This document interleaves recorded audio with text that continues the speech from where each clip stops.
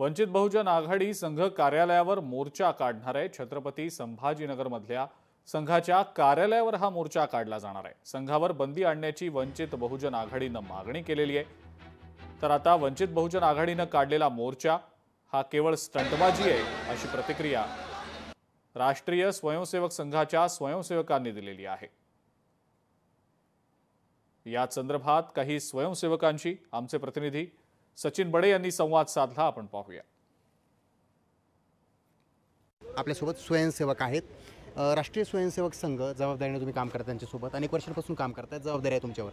मात्र एकीकडे वंचित बहुजन आघाडीनं जो मोर्चा काढला, तुमची काय भूमिका आहे?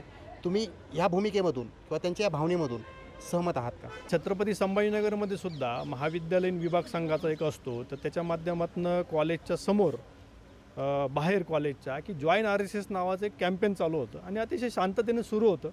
तर ते सुरू असताना वंचितचे कार्यकर्ते किंवा अन्य काही कार्यकर्त्यांनी त्या ठिकाणी जाणं, त्यांना दमदाटी केली, त्यांना शिवीगाळ केला, त्याचा व्हिडिओ केला, तो व्हायरल केला, आरोप केले चुकीच्या पद्धतीने। आणि हे सगळं झाल्यानंतर सुद्धा आम्ही शांत होतो। आम्ही काय कोणत्याही प्रकारची तक्रार त्या ठिकाणी पोलिसांकडे केली नाही, परंतु पोलिसांनी त्याची सुमोटो दखल घेतली आणि त्या कार्यकर्त्यांवरती गुन्हे दाखल केले।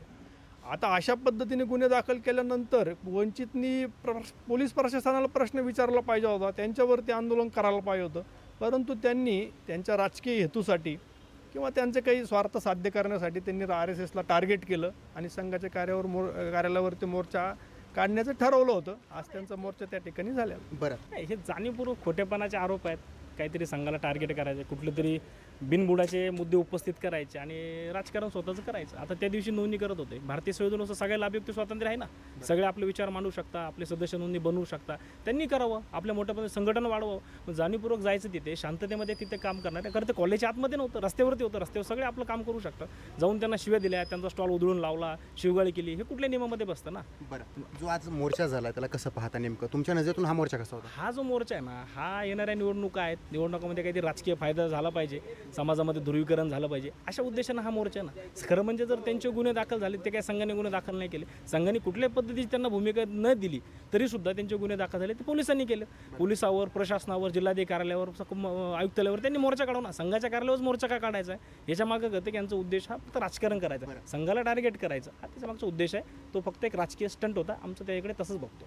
तर दुसरीकडे जो काय मोर्चा झालेला होता, तर आमची भूमिका हीच ठाम राहील, कायम राहील आणि आमचा लढा असा सुरू राहील, ही भूमिका वंचित बहुजन आघाडीची या ठिकाणी पाहायला मिळते आहे। सचिन बडे, लोकशाही मराठी, छत्रपती संभाजीनगर। लोकशाही मराठी, ऐका, पहा, जागरूक रहा।